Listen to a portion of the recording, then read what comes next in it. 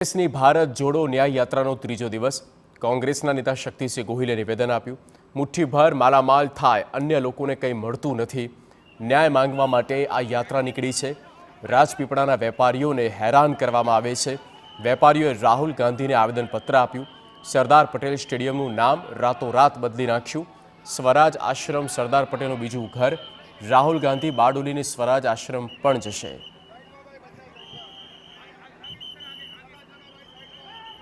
राहुल गांधी जी की आ यात्रा ए न्याय यात्रा है कि मुठ्ठीभर मालामाल थाय अने आम नागरिक की परेशानी वधे ए न थाय एमनो अवाज बनवा माटे राहुल गांधी जी की आ यात्रा है।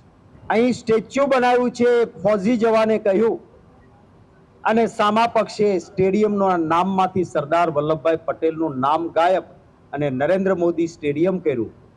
एमणे विगतो आपी के जे आदिवासीओनी जमीनो छीनवी लीधी एने योग्य वळतर नथी।